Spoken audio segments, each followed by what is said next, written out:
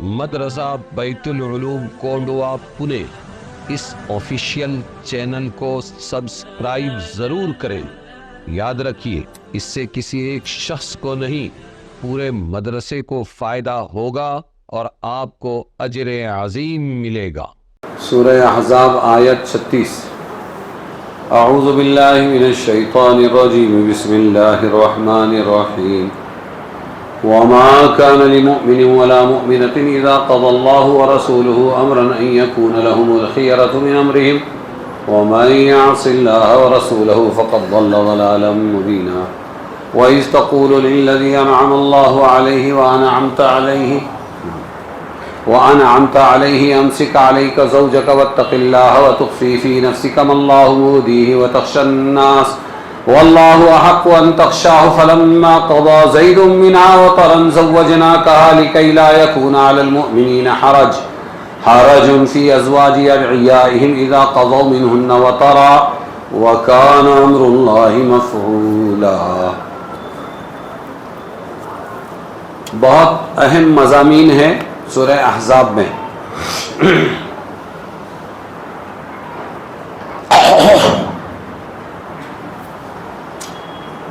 اور کام نہیں کسی ایماندار مرد کا اور نہ ایماندار عورت کا، کام نہیں یعنی ان کو یہ زیب نہیں دیتا، انہوں نے ایسا نہیں کرنا چاہیے۔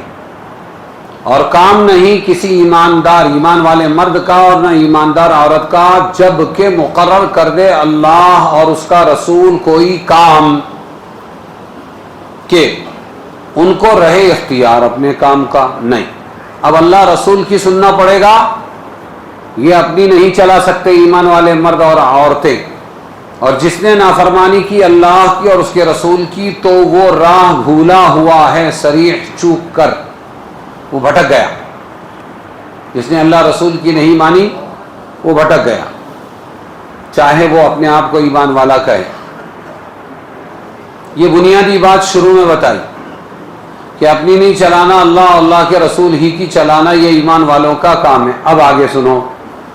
اور جب آپ کہنے لگے محمد صلی اللہ علیہ وسلم اس شخص کو جس پر اللہ نے احسان کیا اور آپ نے بھی احسان کیا، رہنے دے اپنے پاس اپنی جورو یعنی اپنی بیوی کو، اور ڈر اللہ سے، اور تو چھپاتا تھا اے محمد، آپ چھپاتے تھے اپنے دل میں ایک چیز جس کو اللہ کھولنا چاہتا تھا، اور ڈرتے تھے آپ لوگوں سے، اور اللہ سے زیادہ ڈرنا چاہیے آپ کو۔ پھر جب زید تمام کر چکے اس عورت سے اپنی غرض، ہم نے اس کو آپ کے نکاح میں دے دیا تاکہ نہ رہے مسلمانوں پر گناہ نکاح کر لینا اپنے لے پالکوں، اپنے منہ بولے بیٹوں کی جوروؤں سے، جب وہ تمام کر لیں ان سے اپنی غرض، اور ہے اللہ کا حکم بجا لانا۔ اس کے لیے شروع میں کہا اللہ رسول کی مانو، اپنی مت چلاؤ، اور پھر واقعہ بیان کیا زینب اور زید رضی اللہ عنہما کا۔ یہ زید وہ صحابی ہیں کہ نبیوں کے بعد اگر کسی صحابی کا نام آیا ہے قرآن میں تو زید کا آیا۔ کیوں؟ وجہ آ جائے گی سامنے۔ تو واقعہ سنا رہے ہیں اللہ تعالیٰ۔ اور جب اے محمد آپ کہنے لگے اس شخص کو یعنی زید کو جس پر اللہ نے احسان کیا، ایمان دیا، اور آپ نے بھی احسان کیا کہ غلام تھے آزاد کر کے علم دلایا، پھر اپنی پھوپھی زاد بہن زینب سے نکاح کرایا، آپ نے بھی احسان کیا۔ آپ کیا کہہ رہے تھے اس کو؟ رہنے دے اپنے پاس اپنی جورو کو، یعنی اپنی بیوی کو اپنے پاس رہنے دیں۔ نبھنے نہیں لگی دونوں میں، توڑ ٹکڑے کی نوبت آئی تو حضور سمجھاتے رہے کہ نہیں، نبھاؤ، اپنی بیوی کو اپنے پاس رکھو اور ڈرو اللہ تعالی سے۔ اور اے محمد آپ چھپاتے تھے اپنے دل میں ایک چیز، بیٹا ٹوپی کو چھوڑ دو، ادھر دھیان دو، اور آپ چھپاتے تھے اپنے دل میں ایک چیز جس کو اللہ کھولنا چاہتا تھا، زینب سے نکاح کرنا۔ حضور کے دل میں بھی تھا طلاق ہونے کے بعد، تو آپ چھپاتے تھے، اللہ اس کو کھولنا چاہتا تھا، اور آپ ڈرتے تھے لوگوں سے، اور اللہ سے زیادہ ڈرنا چاہیے تھا آپ کو اے محمد صلی اللہ علیہ وسلم۔ پھر جب زید فلما قضا زید، پھر جب زید تمام کر چکا اس عورت سے اپنی غرض، وطرن اپنی غرض جو ایک مرد کو عورت سے ہوتی ہے وہ پورا کر چکے زید، زوجناکہا ہم نے اس کو آپ کے نکاح میں دے دیا، زینب کو آپ کے نکاح میں دے دیا۔ کیوں؟ تاکہ مسلمانوں پر کوئی گناہ نہ رہے نکاح کر لینے میں اپنے منہ بولے بیٹوں کی جوروؤں سے، جب وہ تمام کر لیں ان سے اپنی غرض، اور اللہ کا حکم بجا لانا ہے۔ نبی پر کچھ مضائقہ نہیں، ما کان علی النبی من حرج، نبی پر کچھ مضائقہ نہیں اس بات میں جو مقرر کر دی اللہ نے ان کے واسطے، جیسے دستور رہا ہے اللہ کا ان لوگوں میں جو پہلے گزر چکے، اور ہے حکم اللہ کا مقرر ٹھہر چکا۔ وہ لوگ جو پہنچاتے ہیں پیغام اللہ کے اور ڈرتے ہیں اس سے اور نہیں ڈرتے کسی سے، یعنی نبی جو پہلے نبی گزرے وہ لوگ اللہ کے سوائے، اور بس ہے اللہ کفایت کرنے والا۔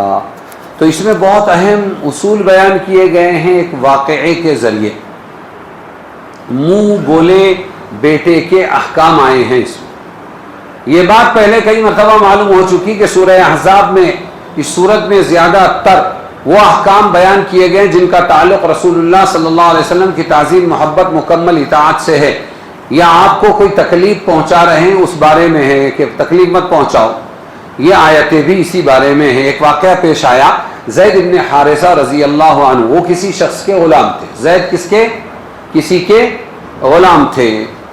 زمانے جاہلیت میں رسول اللہ صلی اللہ علیہ وسلم، زمانے جاہلیت یعنی اسلام کے آنے سے پہلے، اس کو بولتے جاہلیت کا زمانہ، زمانے جاہلیت میں رسول نے ان کو بازار عکاظ سے خرید لیا تھا۔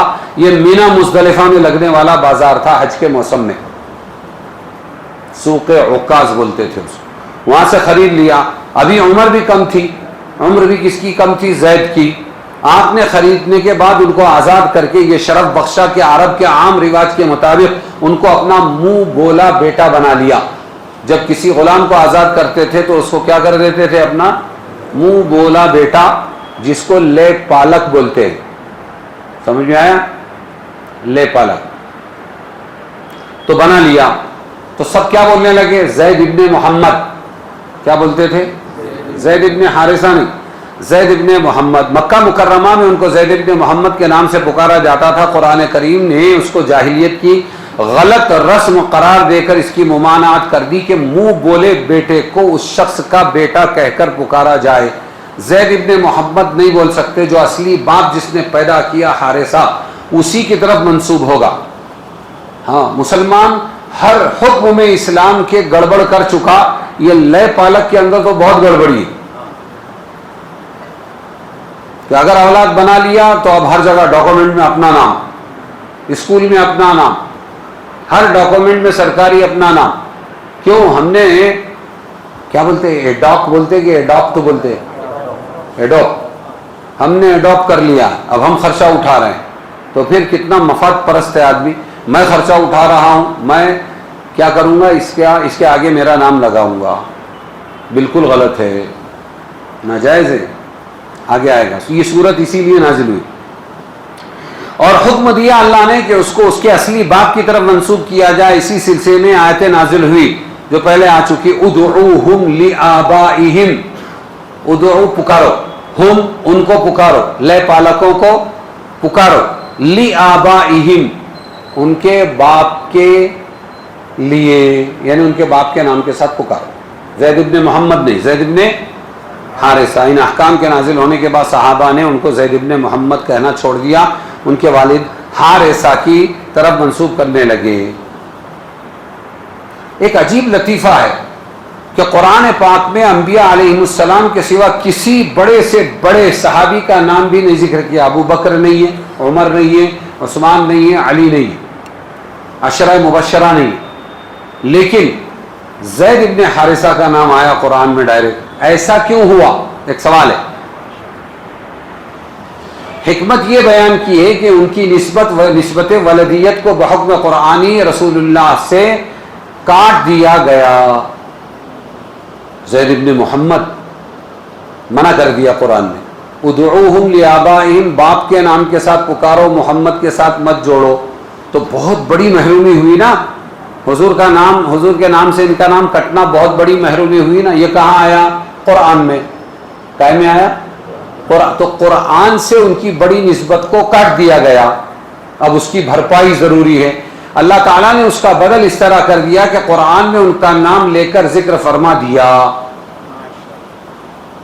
یہ اس کی بھرپائی ہے. بہت بڑا دھکا ہے نا کہ قرآن سے نام کٹا تو لے قرآن میں تیرا نام. اب زید کوئی نام نہیں ہے بلکہ زید.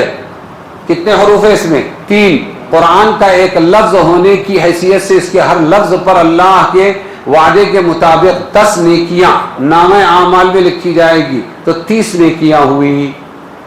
جب بھی قرآن میں پڑھا جائے تو صرف ان کا نام لینے پر 30 نیکیاں ملتی ہیں. تو دیکھو اللہ نے کیسے دل جوئی فرمائی. یہ راز ہے کہ کسی بڑے صحابی کے بجائے زید کا نام قرآن میں کیوں آیا. رسول اللہ صلی اللہ علیہ وسلم بھی ان کا اکرام فرماتے تھے.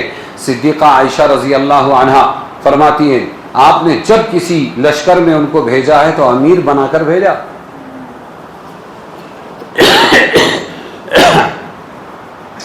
یہ تھی اسلام میں غلامی کی حقیقت. اکبر شاہ نجیب آبادی مولانا ہے، انہوں نے ایک کتاب لکھی غلامان اسلام. میں نے دارالعلوم دیوبند کے کتب خانے میں اس کو بہت دھیان سے پڑھا اور اس میں انہوں نے یہ ثابت کیا کہ اسلام وہ واحد مذہب ہے جو غلاموں کو حقارت سے اٹھاتا ہے، آزاد کرتا ہے، علم دین دیتا ہے، علم دنیا دیتا ہے، پھر اس کے بعد ان کو بادشاہ بناتا ہے. کیا بناتا ہے؟ اور امام بناتا ہے. ہمارے جتنے امام ہیں، جتنے دین کے بڑے بڑے علماء گزرے ہیں، جس لائن میں بھی گزرے ہیں، جس مسلک کے بھی گزرے ہیں، اکثر غلامان اسلام ہیں. اور یہ قطب الدین ایبک ہے اور ہندوستان پر جو بادشاہت کی ہے ان لوگوں نے، یہ بھی اکثر غلامان تھے جن کو جنرل کمانڈر ان چیف بنایا گیا اور پھر وہی آگے بڑھ کے حکومت چلانے والے بنے. تو یہ اسلام کی خصوصیت. یہ ذات پات اونچ نیچ نہیں دیکھتا بلکہ غلاموں کو سردار بنا دیتا ہے.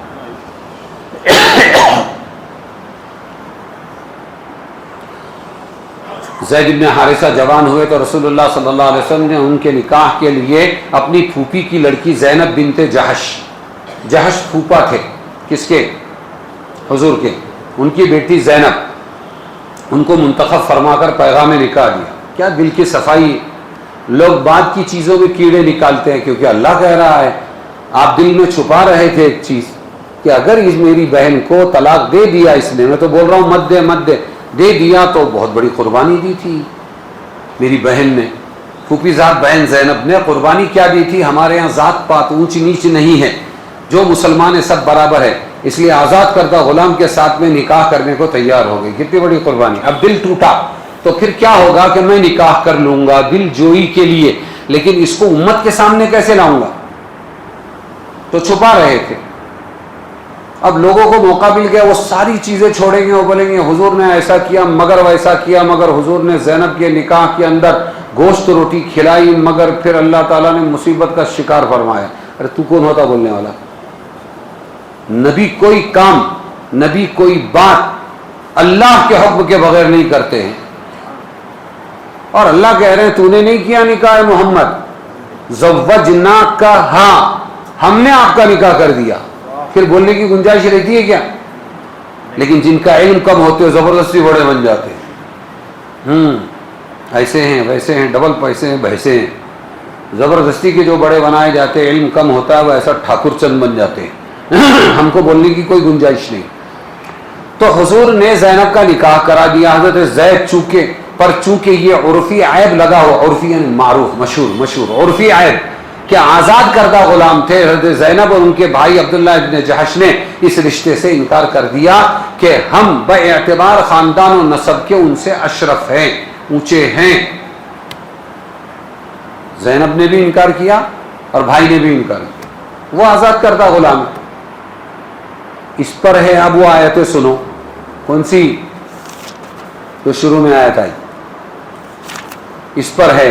اور کام نہیں ہے کسی ایماندار مرد کا نہ ایماندار عورت کا جب مقرر کر دے اللہ اس کا رسول کوئی کام کہ ان کو رہے اختیار اپنے کام کا. اور جس نے نافرمانی کی اللہ کی اور اس کے رسول کی تو وہ کھلی گمراہی میں چلا گیا۔ یہ آگے کا واقعہ بیان کرنا تھا۔ تو بھائی اور زینب کو اس میں تنبیہ کی گئی کہ نہیں، جب اللہ نے اللہ کے رسول نے طے کر دیا تو پھر تم کو نکاح کرنا ہے، اپنی مرضی مت چلاؤ۔ اس واقعے پر یہ آیت نازل ہوئی ما کان لمؤمن ولا مؤمنۃ، جس میں یہ ہدایت کی گئی جب اللہ رسول اللہ صلی اللہ علیہ وسلم کسی کو کسی کام کا حکم بطور وجوب دے دیں تو اس پر وہ کرنا لازم ہو جاتا ہے، نہ کرنے کا اختیار ختم ہو جاتا ہے۔ اس آیت میں حضرت زینب بنت جہش اور ان کے بھائی نے جب یہ آیت سنی تو اپنے انکار پر ان کو ندامت ہوئی اور نکاح پر راضی ہو گئے، چنانچہ نکاح کر دیا گیا۔ ان کا مہر اپنی طرف سے حضور نے ادا کیا۔ مہر کیا تھا؟ 10 دینار سرخ جو 4.25 تولہ سونا ہوتا ہے، یہ حضور نے دیا۔ پھر اور 60 درہم جس کی 16.25 تولہ چاندی ہوتی ہے، یہ بھی دیا۔ اور ایک بار برداری کا جانور، یہ جانور بھی رہے گا، اور پورا زنانہ جوڑا، اور 50 مد آٹا یعنی تقریباً 43 کلو سیر، اور 10 مد 8.5 سیر 30 ماشا کھجور بھی دیا۔ اس آیت کے نزول کا مشہور واقعہ یہی ہے، اور بھی واقعات ہیں، مغیث کا واقعہ بھی بولتے ہیں لوگ، وغیرہ وغیرہ۔ خیر، نکاح میں نسبی کفو کی رعایت کا حکم اور درجہ۔ اب ایک طرف تو آپ نے اونچی ذات والی عورت سے نیچی ذات والی کیا کہتے ہیں اپنا آزاد کردہ غلام کے ساتھ میں نکاح کرا دیا، اور دوسری طرف حضور ہی کا فرمان ہے کہ جب شادی ہو تو کفاءت کا اعتبار کیا جائے، ایسا نہ ہو کہ اونچی نسل کی عورت ہو اور نیچی نسل کا آدمی ہو، دونوں کی شادی کر دی جائے، ایسا نہ ہو۔ ان کے جو ذمہ دار ہے وہ لوگ بھی، ان کے ولی سرپرست بھی راضی ہونا چاہیے۔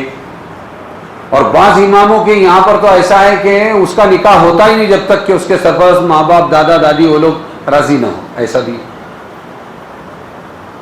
تو پھر یہ دونوں میں ٹکراؤ ہو رہا ہے، ایک طرف تو نکاح کرایا اونچی کا نیچے سے، اور ایک طرف کہہ رہے ہیں اللہ کے رسول کہ نہیں کبھی ایسا مت کرنا، تو پھر ہے کیا حقیقت؟ تو بہت زیادہ تفصیل ہے، میں خلاصہ بیان کرتا ہوں کہ جب دوسری مصلحتیں غالب آئیں اور دوسری مصلحتیں سامنے ہو تو پھر اونچی نسل والی کا نیچے نسل والے سے نکاح جائز ہے، اور یہاں ایسا ہی تھا۔ یہاں پر اللہ تعالیٰ کئی احکام بیان کرنا چاہتے تھے کہ نکاح کراؤ پھر اس کے بعد توڑو، یہ اللہ کا سسٹم تھا۔ پھر رسول نکاح کریں گے، پھر لوگ بولنے والے کھڑے ہو جائیں گے، ارے محمد اپنی بہو سے نکاح، محمد نے عبدل تو سمجھ رہا ہے، بہو کون؟ زینب، کس کی بیٹی، کس کی بیوی؟ منہ بولے بیٹے کی۔ تو وہاں نہیں کرتے تھے نکاح، ارے بہو ہو گئی وہ، اور اس کو مٹانا تھا، اللہ نے کیا کرنا تھا؟ مٹانا تھا، اتنا بڑا کام کرنا تھا، اس لیے یہ سارا پروگرام اللہ تعالیٰ نے بنایا۔ تو اپنی جگہ بالکل صحیح ہے کہ جو اونچی ذات ہے، یعنی اچھے شریف لوگ ہیں، علم والے ہیں، سید ہے، یا اور بھی کچھ دوسری ان کے ساتھ خصوصیات ہے، وہ کسی کو بھی اٹھا کے اپنی بیٹی نہ دے دے، بلکہ سب لوگ راضی ہو اس کی کوشش کرے۔ وہ عورت بھی اپنے طور پر کسی سے نکاح نہ کرے بلکہ اپنے بڑوں کو راضی کرے، ان کو اعتراض کا حق ہوگا، آپس میں مزاج بھی نہیں ملتا ہے بھائی۔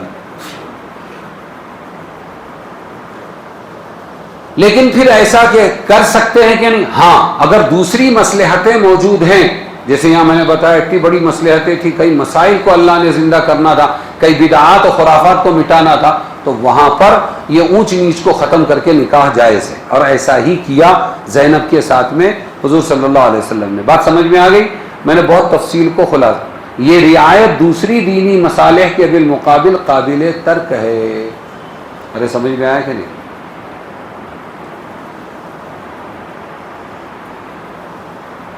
تو اکثر یہ چیز رہتی ہے، یہ میرے باپ نے دیا تھا، میرے باپ نے اتنا دیا، تم نے کیا دیے تھے، تم نے کیا لائے تھے، میں بہت پڑھی لکھی، تم تو کچھ بھی نہیں، 10ویں فیل ہے، تم ایسے، تم ویسے، تمہارا خاندان ایسا، یہ چلتے رہتا ہے۔ اس لیے کہا کہ دیکھ دکھا کر کرو،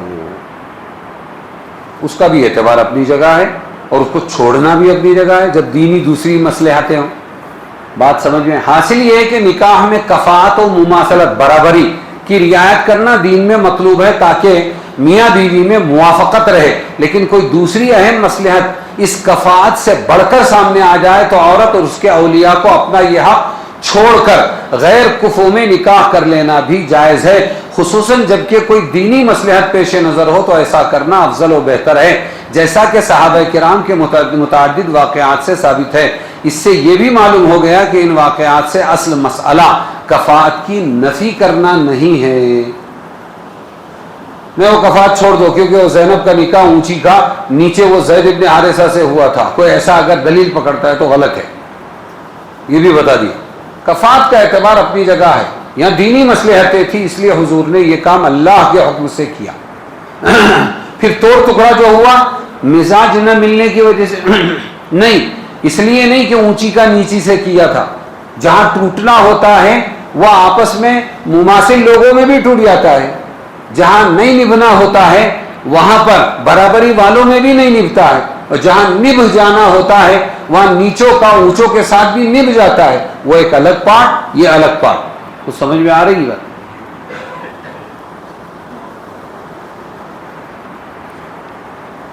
اب جب دونوں کی طبیعتیں ملنے نہیں لگی تو حضرت زید ان کی تیز زبانی اور نسبی شرافت کی بنا پر اپنے کو اونچا سمجھنے اور اطاعت میں کوتاہی کرنے کی شکایت کرتے ہیں۔ بات وہ چاہیے، بار بار حضور کے پاس آتے تھے حضرت زید، منہ بولے بیٹے تھے، اور وہ کہتے تھے کہ دیکھو نا حضور زبان بہت چلاتی ہے۔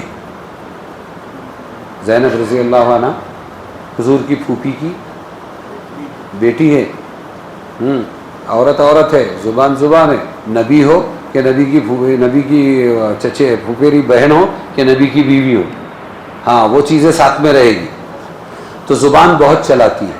اور دوسرے میں شریف النسب ہوں یہ بھی بولتی ہے، اسی لیے کفاءت کو رکھا ہے،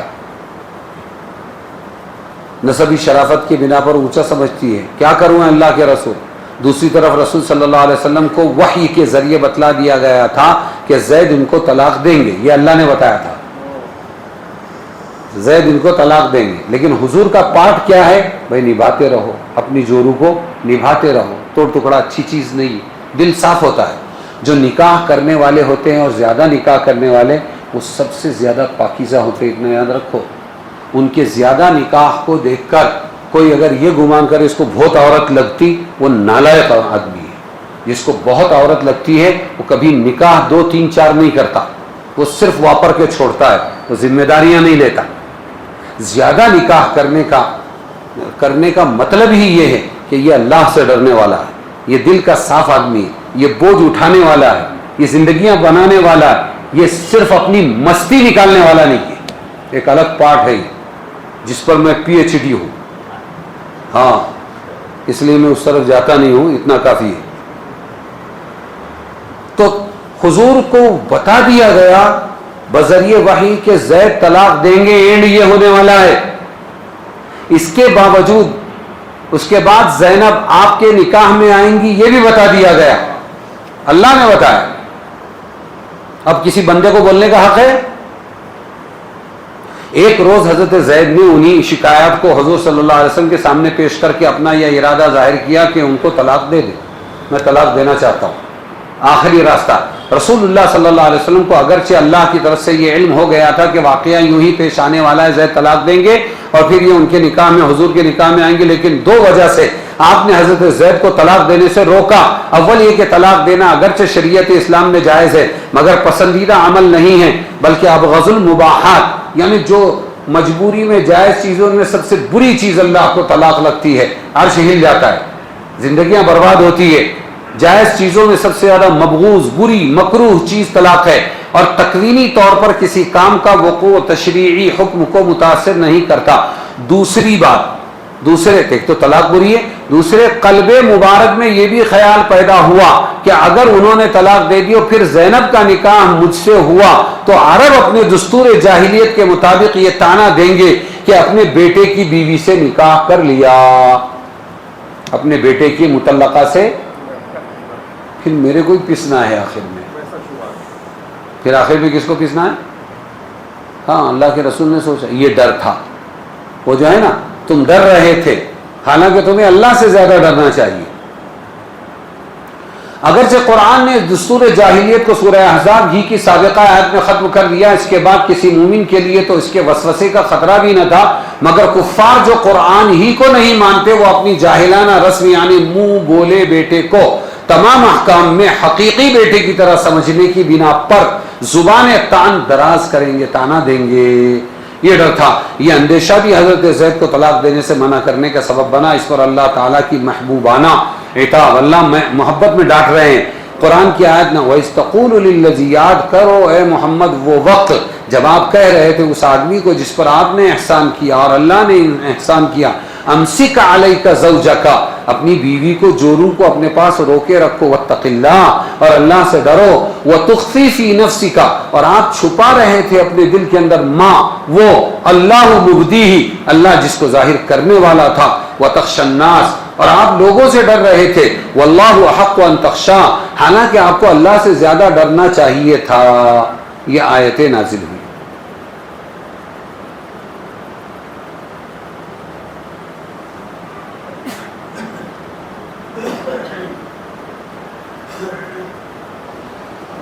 جی، اور اس معنی سے بھی ہو سکتا ہے نکاح میں روکنے کے بعد طبیعی منافرت کی وجہ سے ان کے حقوق کی ادائیگی میں کوئی. آپ کا یہ فرمانا اپنی جگہ صحیح درست تھا، مگر من جانب اللہ کی طرف سے ہونے والے واقعے کا علم ہو جانے اور دل میں حضرت زینب سے نکاح کا ارادہ پیدا ہو جانے کے بعد زید کو طلاق نہ دینے کی نصیحت ایک طرح کی رسمی اظہار خیر خواہی کے درجے میں تھی اللہ کے نزدیک. ہم اس کو نہیں کہہ سکتے، جو شان رسالت کے مناسب نہ تھی.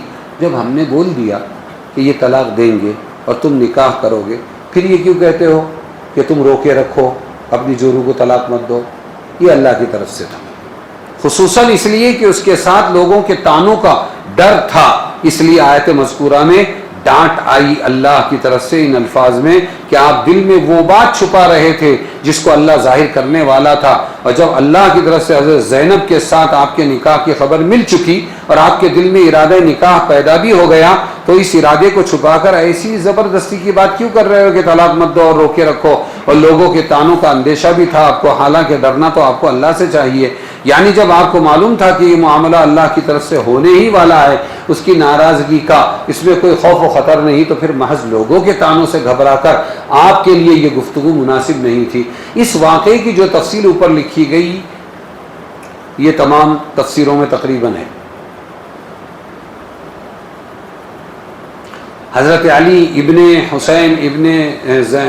حسین زین العابدین کی روایت میں ہے، اوحى اللہ تعالی الیہ، آپ صلی اللہ علیہ وسلم کی طرف اللہ نے وحی بھیجی، یہ اطلاع دی کہ حضرت زینب کو زید طلاق دینے والے ہیں اور اس کے بعد وہ آپ کے نکاح میں آئیں گی. حدیثیں بھی موجود ہے اپنی جگہ.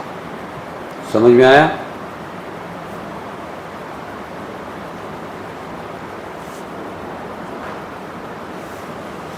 اب ایک بات ہے کہ کیا لوگوں سے ڈرنا چاہیے؟ امت میں دو طبقے ہیں. ایک طبقہ کہتا ہے ارے لوگ تو بولتے رہیں گے، ان کا کیا، بولنے والے بولتے رہیں گے. اب تو اتنا برا ٹرینڈ چلا کہ جس کی عزت پر حرف آیا وہ جیل گیا، یا اس پہ الزام لگاؤ بھائی بن گیا ہو. کیا ہو گیا؟ اب بھائی بن گیا، اب عزت بڑھ گئی. جب ماحول فاسد ہو جاتا ہے، گندا ہو جاتا ہے، تو یہ ہوتا ہے. اور بعض لوگ ایسے ہیں کہ وہ کہتے ہیں کون بول رہے لوگ؟ ارے لوگ تو بولتے رہیں گے، کچھ تو لوگ کہیں گے، لوگوں کا کیا کہنا، اپنے من کی کرتے رہنا. تو اب یہ سوال ہے کہ کیا لوگوں کا خیال کرنا چاہیے یا نہیں کرنا چاہیے؟ تو وہ بحث ہے. یہ سوال پیدا ہوتا ہے لوگوں کے طعن و تشنیع سے بچنے کے لیے رسول اللہ صلی اللہ علیہ وسلم نے اس معاملے کو کیوں چھپایا جو سبب عتاب بنا؟ جواب یہ ہے کہ اس معاملے میں اصل ضابطہ جو قرآن و سنت سے ثابت ہے وہ یہ ہے کہ جس کام کے کرنے سے لوگوں میں غلط فہمی پیدا ہونے اور ان کے طعن و تشنیع میں مبتلا ہو جانے کا خطرہ ہو، تو لوگوں کے دین کی حفاظت اور ان کے طعن و تشنیع سے کہ گناہ سے بچنے کی نیت سے چھوڑ دینا جائز ہے. اس صورت میں یہ جائز ہے جبکہ یہ فعل خود مقاصد شرعیہ میں سے نہ ہو اور کوئی دینی حکم و حلال حرام کا اس سے متعلق نہ ہو، اگرچہ فعل فی نفسی ہی محمود ہو.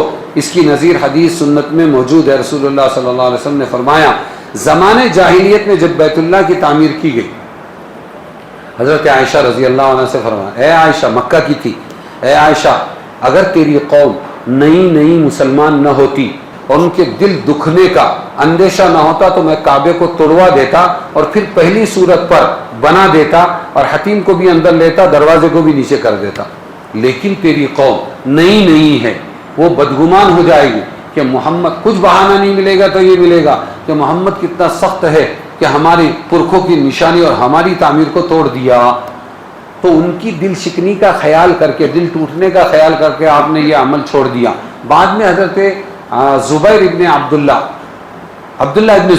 ابن زبیر رضی اللہ عنہ کی خلافت حکومت آئی تو انہوں نے وہ کام کیا، اور پھر اس کے بعد انہوں نے بہت بڑی دعوت بھی کی اور وہ مسجد عائشہ کے پاس سے انہوں نے احرام باندھ کے عمرے بھی کیے، سب ہوا. پھر وہ شہید ہوئے، اور پھر اس کے بعد حجاج بن یوسف ثقفی کا جو اپوزیشن تھا اس کا زمانہ آیا تو اس نے پھر توڑوا کر ویسا ہی کیا جو ابھی ہے. پھر کسی کا زمانہ آیا اور انہوں نے چاہا کہ حضور کی چاہت اور عبداللہ ابن زبیر کی سنت کے مطابق کعبے کو پہلے ڈھنگ سے بنا دے دے اور دروازے نیچے کر دے، حتیم کو لے لے. تو بہت بڑے عالم، شاید امام مالک یا کوئی تھے، وہ بیچ میں کہنے لگے اللہ کے واسطے اب اس کو ایسا ہی رہنے دو، کہیں بادشاہوں کا کھلونا نہ بن جائے کعبہ. اگر یہ کھلونا بن گیا تو دلوں میں سے ہیبت نکل جائے گی. تو آج تک ویسا ہے. تو یہ کہ بہت بڑی مثال ہے کہ بعض چیزوں کو لوگوں کی وجہ سے چھوڑا جا سکتا ہے. یہی کام آپ نے زینب کے نکاح کے بارے میں کیا کہ کہیں لوگ گمراہ نہ ہو جائے. میرے پاس ایک دوسری مثال ہے. اس اندھیرا تھا، چراغ تو حضور کے زمانے میں مدینہ کی مسجد میں جلا نہیں، گھروں میں جلا نہیں. بعد میں تمیم داری آئے، چراغ لائے اور چراغ جلا، تو اندھیرا ہو جاتا تھا، شام کو بس سب ختم. آپ صلی اللہ علیہ وسلم مسجد میں تھے اور اعتکاف میں تھے غالباً، اور آپ کے پاس آپ کی بیویوں میں سے ایک آئی اور اس نے کچھ بات کی اور آپ نے بات کی، اس کو روانہ کیا. تو بات کرتے ہوئے وہیں سے کوئی گزر رہے تھے، دو لوگ. تو آپ نے دو سائے دیکھے، فرمایا دونوں ادھر آؤ. وہ دونوں آئے. آپ نے فرمایا میں محمد ابن عبداللہ ہوں، یہ میری بیوی ہے فلانی جو مجھ سے بات کرنے کے لیے آئی کسی ضرورت سے. تو انہوں نے فوراً کہا کہ اللہ کے رسول، کوئی بدگمانی ہمارے دماغ میں آپ کے بارے میں آ ہی نہیں سکتی، اس لیے آپ کو صفائی دینے کی ضرورت نہیں. تو حضور نے فوراً فرمایا نہیں، تم غلط کہہ رہے ہو. جیسے خون رگوں میں دوڑتا ہے، شیطان تمہاری نسوں میں دوڑتا ہے، وہ بدگمانیاں لاتا ہے. اس لیے شریفوں کو اپنے بارے میں صفائی دینی پڑے گی. شریفوں کو صفائی دینی پڑے گی. کس کے لیے؟ امت کے لیے. شریف تو شریف ہے. حضور نے فرمایا میرا تو کچھ نہیں جائے گا، تم میرے بارے میں بدگمان ہوگا، ایمان سلب ہو جائے گا. تو معلوم ہوا کہ یہ اڑا اڑی کرنا کہ ارے لوگ کہیں گے، اپنے کو تو اپنا کام کر، یہ بھی غلط ہے. جتنا ہو سکے اتقوا مواضع التہم، تہمتوں کے مقامات سے بچنے کی کوشش کرو. پھر بھی کوئی اگر بدگمان ہو جائے تو اس کو اللہ کے حوالے کر. یہ بات اس سے سمجھ میں آئی؟ ارے سمجھے کہ نہیں سمجھے؟ تو یہ جینے کے طریقے جو حضور نے سکھایا ہے. تو یہ اللہ نے ان آیتوں اور اس واقعے کے ذریعے یہ چیز زندہ کی. کیا مقصد شرعی کیا تھا؟ کہ جاہلیت کی رسم، بری رسم اور اس خیال باطل کی عملی تردید ہو جائے کہ منہ بولے بیٹے کی طلاق دی ہوئی عورت کے ساتھ میں یہ آدمی نکاح کر سکتا ہے. وہ بولتے تھے نہیں کر سکتا، اللہ نے ثابت کیا، کرا کے نکاح حضور کا زینب سے، یہاں نکاح کر سکتا ہے. حکم ربانی اسی کی تکمیل کے لیے حضرت زینب کے نکاح سے متعلق تھا. اس تقریر سے بناء بیت اللہ کے ترک اور نکاح زینب پر ارشاد خداوندی عمل کے ظاہری تعارض کا جواب ہوگا. ایسا معلوم ہوتا ہے کہ رسول اللہ صلی اللہ علیہ وسلم نے اس حکم کی قولی تبلیغ جو سورہ احزاب کی پہلی آیت میں آ چکی اس کو کافی سمجھا. اس کے عمل ظاہری، عملی مظاہرے کی حکمت کی طرف نظر نہیں گئی، اس لیے باوجود علم و ارادہ کے اس کو چھپایا. اللہ تعالیٰ نے اس آیت میں لِكَيْ لَا يَكُونَ عَلَى الْمُؤْمِنِينَ حَرَجٌ یہ بتا کر بتلا دیا کہ ہم صرف آپ کی نہیں سوچ رہے ہیں، جتنے بھی پوری امت میں منہ بولے بیٹے بنائیں گے پھر اتفاق سے ان دونوں کا طلاق ہو جائے گا تو وہ عورت سے اگر وہ اپنے منہ بولے بیٹے کی بہو بیوی سے مطلقہ سے اگر کوئی مرد نکاح کرنا چاہے تو وہ کر سکے اور مومنوں کو کوئی تکلیف نہ ہو. یہ اصول بیان لِكَيْ لَا يَكُونَ عَلَى الْمُؤْمِنِينَ حَرَجٌ تاکہ حرج نہ رہے تکلیف نہ رہے مومنوں پر فی ازواج ادعیائہم ان کے منہ بولے بیٹوں کی بیویوں کے بارے میں اذا قضوا منہن وطرا جب ان کا کام پورا ہو جائے اور طلاق ہو جائے. زوجنا کہا اللہ کہتے جب زید کا معاملہ ختم ہو گیا وہ اپنا کام پورا کر چکے تو ہم نے زینب کا آپ کے ساتھ میں نکاح کرایا. بعض لوگ کہتے ہیں کہ باقاعدہ زوجنا کہا کا مطلب یہ ہے کہ ہم نے طے کر دیا آسمانوں پر کہ تمہارا نکاح ہوگا اور دنیا میں دوسرے نکاحوں کی طرح حضور گئے اور نکاح ہوا. لیکن راجح یہی ہے کہ حضور یہ آیتیں سند کے طور پر لے کر ڈائریکٹ ان کے پاس گئے ہیں کہ نکاح ہو چکا. قاضی اللہ بنا, دفتر نکاح کلام اللہ بنا, شوہر رسول اللہ بنا, گواہ ملائکۃ اللہ بنے. اس کا پس منظر بتاؤں چھوٹا سا. جب طلاق ہو گیا نارمل زندگی گزارنے لگی زینب اپنے گھر میں, ادھر زید اپنے گھر میں, سب کا تعلق حضور سے تھا. جب اللہ نے حکم دیا کہ اب نکاح کرنا ہے تو زید ہی کو بلایا. او سنو مسلمانوں, گندے دل مسلمان ہو گئے, پاک دل کے زید کو بلایا, سابق شوہر کو بلایا. زید جا کر زینب سے کہو کہ رسول اللہ تجھ سے نکاح کرنا چاہتے ہیں. ہم تو سوچ بھی نہیں سکتے, ٹیڑھے ہوئے تو ایسے ٹیڑھے ہوتے, جھگڑے. وہ بولے گی پلٹ کے منہ میں ماٹی ملے میری زندگی کا واٹولا کر کے اب آیا میری ہمدردی جتانے کو, ہے نا. لیکن گئے زید, اور زید جب گئے ہیں تو وہ کچھ کپڑا وغیرہ رنگتے بیٹھی تھی تو کھنکھارا انہوں نے, دور سے آواز کی تاکہ سمجھ جائے کہ کوئی آیا ہے. پھر انہوں نے اپنے آپ کو ٹھیک ٹھاک کیا اور وہ پردے کی اوٹ میں رہی. اور پھر زید نے کہا زینب میں تیرے لیے رسول اللہ صلی اللہ علیہ وسلم کا پیغام نکاح لے کر آیا. تو زینب نے نہ کوئی چڑچڑاپن بتایا نہ اتاولاپن بتایا, ایک مومنہ کیسی ہونی چاہیے وہ بتایا. ٹھیک ہے میں اپنے اللہ سے مشورہ کر کے بتاؤں, ہماری بیٹیوں کو اس پر لانا ہے. ٹھیک ہے, ہاں بھوکے کو کیا چاہیے روٹی, بیوہ اور مطلقہ کو کیا چاہیے شوہر سہارا. اور وہ کیا کہہ رہی ہے ٹھیک ہے رسول اللہ کا پیغام, لیکن میں اپنے اللہ سے بس یہ ادا اللہ کو پسند آئی کہ اس نے میرے حوالے کیا زوجنا کہا تو اللہ نے خود نکاح پڑھا دیا.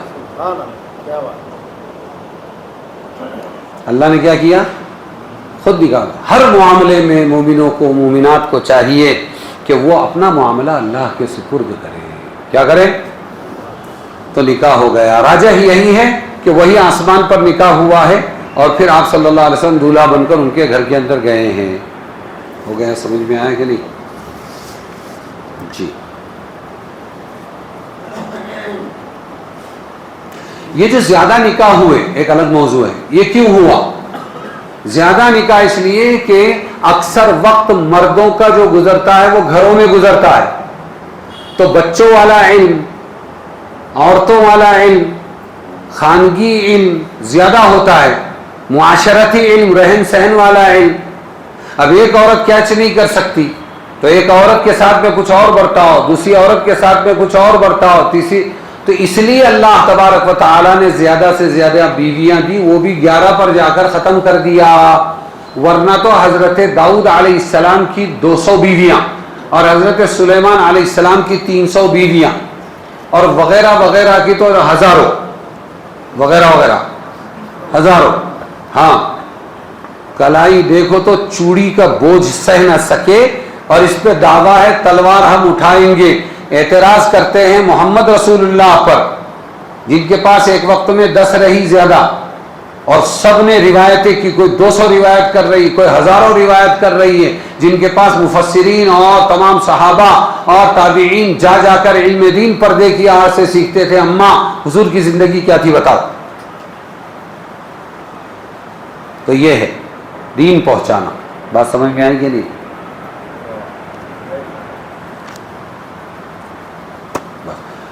کتنا بڑا علم ہے، اس کو سمجھو، اور آگے مسائل آئیں گے انشاءاللہ، خاص طور سے لے پالک کے بارے میں، کہ منہ بولا بیٹا بنانا جائز ہے، منہ بولی بیٹی بنانا جائز ہے، لیکن نام ہر جگہ اصلی پیدا کرنے والے باپ ہی کا چلے گا، ہم اپنا نام نہیں دے سکتے، اور سگے بیٹے کی طرح وہ نہیں رہے گا، پردے کے معاملے میں، میراث کے معاملے میں، لین دین کے معاملے میں وہ پورا لحاظ اجنبی رہے گا۔ وہ بات سمجھ میں آئی؟